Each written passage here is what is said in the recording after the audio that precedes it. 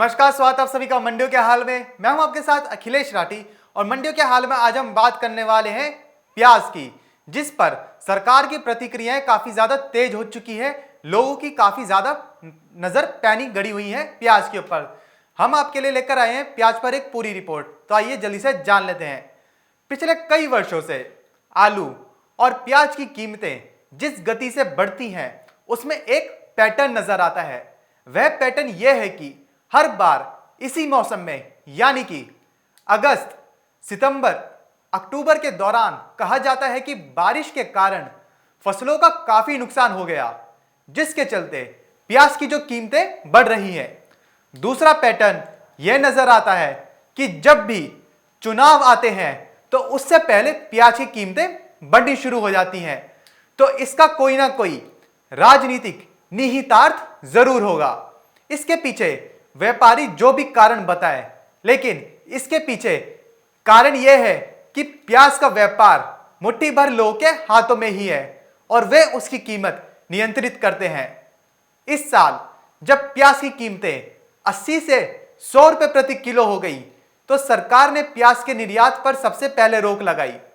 फिर प्याज की दो किस्म जो कि बेंगलुरु रोज और कृष्णपुरम है, इनके निर्यात के लिए अनुमति दी।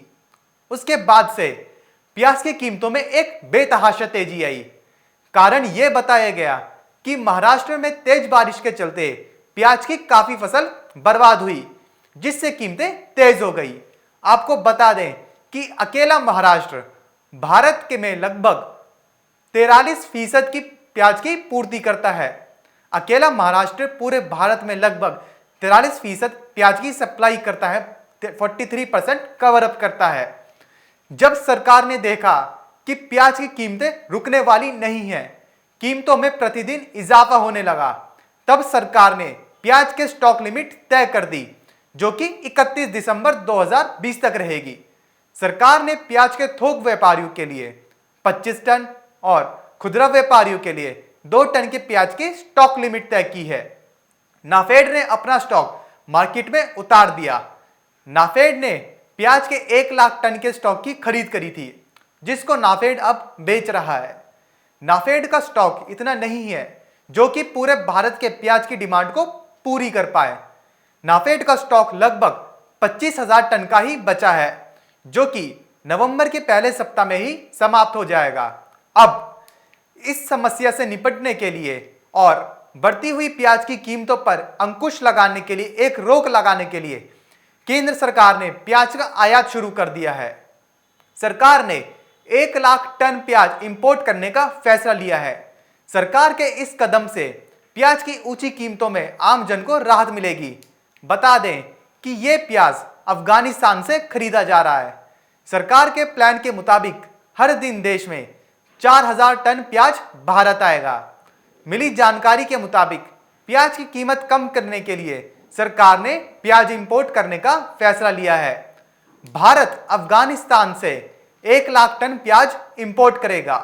प्रतिदिन 4000 टन प्याज भारत आएगा।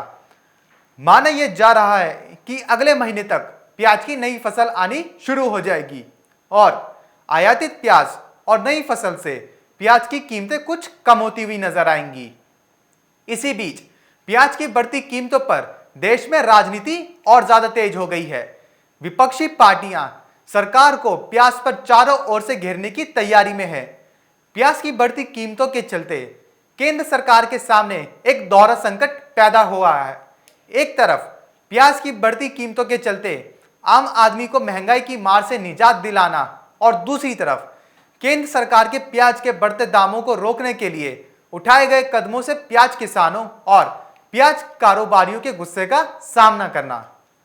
दरअसल प्याज पर केंद्र सरकार की जा रही लगातार कार्रवाइयों से महाराष्ट्र में राजनीति तेज हो गई है। हो भी क्यों नहीं, अकेले महाराष्ट्र का प्याज उत्पादन में 43% का हिस्सा जो है, पूरे देश में प्याज की सप्लाई होती भी महाराष्ट्र से ही है। ऐसे में राज्य सरकार और केंद्र सरकार अब आमने सामने आती नजर आ रही है। महाराष्ट्र सरकार की तरफ से प्याज पर केंद्र सरकार को घेरने का जिम्मा राष्ट्रवादी पार्टी के अध्यक्ष शरद पवार ने उठा लिया है। शरद पवार ने प्याज की बढ़ती कीमतों के लिए केंद्र की नीतियों को जिम्मेदार ठहराया है। उन्होंने कहा कि वे व्यापारियों पर लगाई गई प्याज की भंडारण सीमा पर केंद्र से बात करेंगे।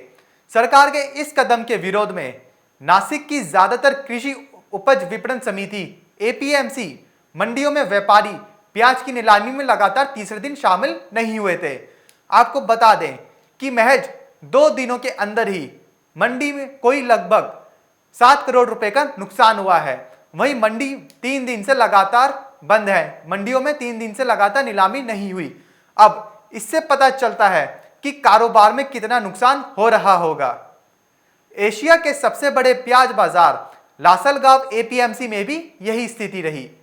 महाराष्ट्र देश का प्रमुख प्याज उत्पादक राज्य है। नासिक को प्याज का केंद्र माना जाता है। महाराष्ट्र के नासिक जिले में प्याज उत्पादकों और व्यापारियों से बातचीत करते हुए पवार ने बुधवार को कहा कि निर्यात प्रतिबंध और व्यापारियों के लिए भंडारण की सीमा को हटाने के लिए एक वृहद नीति की जरूरत है।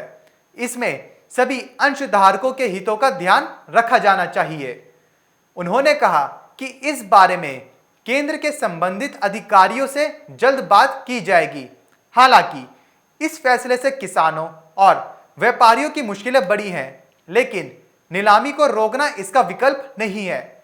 ऐसे में एपीएमसी में प्याज की नीलामी जल्द शुरू की जानी चाहिए। मुंबई में प्याज का खुदरा भाव 80 से 100 रुपए किलो तक पहुंच गया है। प्याज की कीमतों पर अंकुश लगाने के लिए केंद्र ने पिछले सप्ताह खुदरा और थोक व्यापारियों पर 31 दिसंबर तक भंडारण या स्टॉक की सीमा लगा दी है। सरकार ने यह कदम प्याज की घरेलू आपूर्ति बढ़ाने तथा उपभोक्ताओं को राहत देने के लिए उठाया था। खुदरा व्यापारी अब सिर्फ 2 टन प्याज का भंडारण कर सकते हैं। वहीं थोक व्यापारियों के लिए यह सीमा 25 टन है। शरद पवार ने व्यापारियों से कहा कि वे बाजारों को नीलामी के लिए खोलें। उन्होंने निर्यात पर प्रतिबंध और साथ ही आयात प्रोत्साहन को विरोधाभासी बताया। उन्होंने कहा कि भंडारण की सीमा को भी हटाना जाना चाहिए। जहां प्याज पर राजनीति तेज हो रही है, दाम बढ़ रहे हैं, किसान सरकार के फैसले से नाखुश है, वहीं इसी बीच एक खबर निकलकर सामने यह भी आ रही है कि प्याज के बीजों के दाम 2 गुने दाम पर मिल रहे हैं। जी हां, सही सुना आपने। पहले जहां प्याज के दाम और अब प्याज के बीज किसानों के आंसू निकालने को तैयार हो चले हैं। आइए ले चलते हैं आपको उस जगह जहां पर प्याज के बढ़ते दामों के बीच अब प्याज के बीजों में भी तेजी देखने को मिल रही है। हम बात कर रहे हैं मध्य प्रदेश के खरगोन की। खरगोन जिले में रबी सीजन में किसानों को प्याज का बीज खरीदने में मशक्कत करनी पड़ रही है। कई किसानों को जहां उनकी पसंद का बीज नहीं मिल पा रहा है, वहीं कई बीज के दाम 2 गुना तक बढ़ गए हैं। इन सब के बीच प्याज की खेती करने से पहले ही किसानों को मुसीबत उठानी पड़ रही है। वर्तमान में खरगोन जिले के किसान रबी सीजन में प्याज की नर्सरी तैयार करने में जुटे हैं। उल्लेखनीय है कि जिले में खरीफ, रबी और जायद में प्याज की फसल ली जाती है। पिछले खरीफ सीजन में जिले में 572 हेक्टेयर में प्याज की खेती की गई थी। अनुमान के मुताबिक 17,199 मैट्रिक टन उत्पादन भी हुआ था। पहले बीज 1 से 1,500 रुपए प्रति किलो तक उपलब्ध होते थे। वही बीज अब 2,500 से 3,500 रुपए प्रति किलो तक मिल पा रहा है। किसानों ने बताया कि मुख्य रूप से खरीफ और रबी सीजन में प्याज की खेती की जाती है। खरीफ में लाल और रबी में भूरा प्याज लगाया जाता है। प्याज लगाने से पहले नर्सरी में पौधे उगाए जाते हैं। खरीफ सीजन में अक्टूबर माह में नर्सरी लगाई जाती है। दिसंबर माह में नर्सरी से पौधे निकालकर खेतों में रोपाई की जाती है। मार्च में उत्पादन मिलना शुरू हो जाता है। इसी प्रकार खरीफ सीजन में अगस्त में नर्सरी तैयार की जाती है। सितंबर माह में नर्सरी से खेतों में पौधे की रोपाई की जाती है और दिसंबर में उत्पादन शुरू होता है। 1 एकड़ में प्याज की खेती के लिए करीब 4 किलोग्राम बीज की जरूरत होती है। आपको बता दें कि मध्य प्रदेश में प्याज की पैदावार 40 लाख टन के पार है, जो कि खपत की तुलना में 3 गुना तक अधिक है। फिर भी इसकी बढ़ती कीमतें आंखों में आंसू ला रही है। पिछले साल रिकॉर्ड 150 रुपए किलो तक प्याज महंगा था, जबकि अब 60 से 80 रुपए किलो तक भाव है। इसकी मुख्य वजह प्रदेश में प्याज भंडारण के लिए पर्याप्त गोदाम ना होने हैं। इस कारण मार्च से अप्रैल में किसान कौड़ियों के भाव पर प्याज बेच देते हैं, जो व्यापारी खरीद कर दूसरे राज्यों में पहुंचाते हैं। इससे सितंबर अक्टूबर तक प्रदेश का प्याज खत्म हो जाता है और महाराष्ट्र और कर्नाटक पर निर्भर हो जाते हैं। व्यापारी वहां से प्याज लाकर ऊंचे दाम पर बेचते हैं। उद्यानिकी विभाग के आंकड़ों की माने तो प्रदेश में 8000 गोदाम भी नहीं है। हालांकि गोदाम बनाने के लिए योजनाएं तो बनी, लेकिन प्रोत्साहन के अभाव में पूरी तरह से धरातल पर नहीं हो सकी। मध्य प्रदेश के बड़े प्याज के उत्पादक जिले आगर, शाजापुर, रतलाम, शिवपुरी, उज्जैन, देवास, इंदौर, रीवा में लोगों को महंगा प्याज ही खाना पड़ रहा है। जहां इस वक्त सभी प्याज पर पैनी नजरें गड़ाए बैठे हैं, वहीं इसी बीच प्याज को लेकर एक काफी अच्छी खबर निकलकर सामने आई है।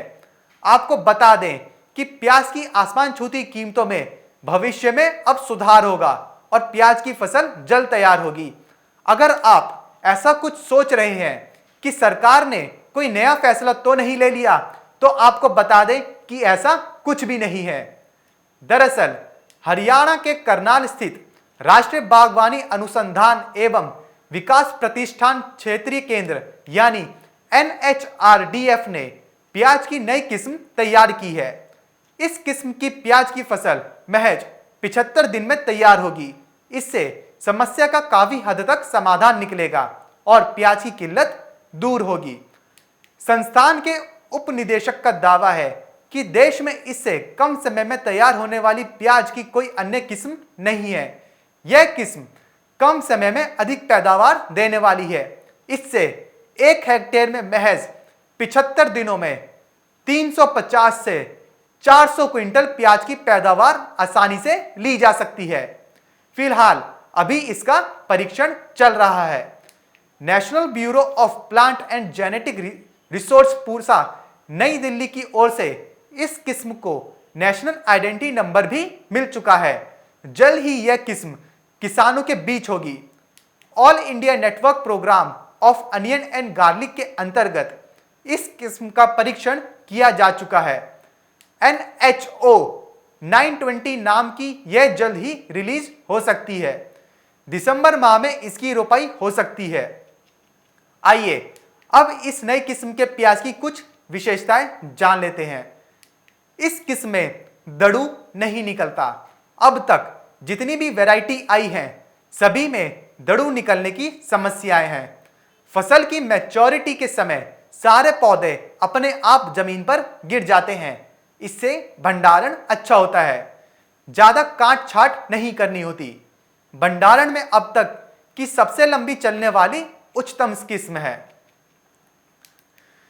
तो जैसे कि हमने आपको बताया कि ये जो नई किस्म निकल के आई है NHO 20, ये जल्द ही किसानों के बीच मौजूद होगी। अभी इसका परीक्षण चल रहा है।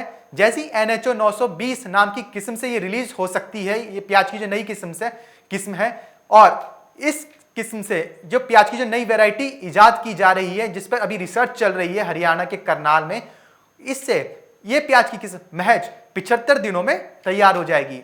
फिलहाल मंडियों के हाल में बस इतना ही। कहीं जाइएगा नहीं। ब्रेक के बाद बात करेंगे आज के मौसम के हाल की।